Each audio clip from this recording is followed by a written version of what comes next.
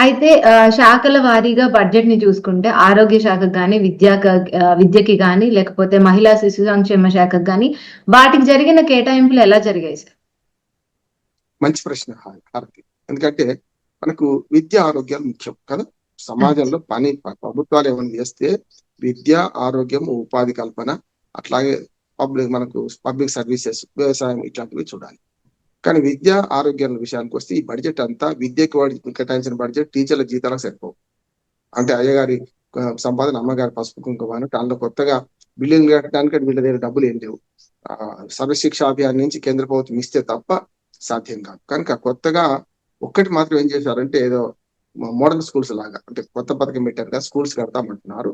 దానికి కొంత కేటాయిస్తామంటారు. కానీ ఈ విద్యాశాఖకి కేటాయించిన బడ్జెట్ లో అది ఉండదు.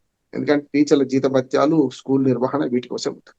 రెండోది ఆరోగ్యానికి కూడా గత బడ్జెట్ అంతే. డాక్టర్ల జీతాలు, మన వైద్యేతర అంటే మనం హ్మ్.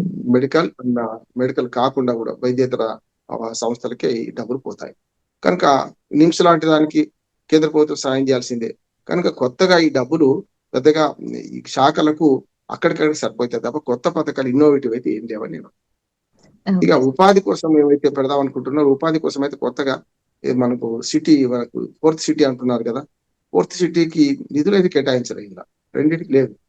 ఒకటేమో హైడ్రా పేరు మీద దానికి అరకొర నిధులు కేటాయించారు కానీ మూసీ ప్రక్షాళనకు కానీ ఫోర్త్ సిటీకి కానీ హ్మ్. వీటికి పెద్దగా నిధులు కేటాయించిన సందర్భం కనపడతలేదు. మెట్రో కూడా ఇంకోటి మర్చిపోయాను, మెట్రో కూడా హైదరాబాద్ అభివృద్ధిలో మెట్రో కీలకమైంది, మూసీ ప్రక్షాళన కీలకమైంది. ఫోర్త్ సిటీ అనేది ఆయన మానస పుత్రిక. ఒక రకంగా చెప్పాలంటే గతంలో మూసీ ప్రక్షాళన అనే విషయంలో బీఆర్ఎస్ ప్రభుత్వం కేసీఆర్ గారు మాట్లాడేది కనుక అది దాని కొనసాగింపు మాత్రమే, మానస పుత్రిక అంటానికి వీల్లేదు. కానీ ఫోర్త్ సిటీ అయితే మానస పుత్రికే కదా.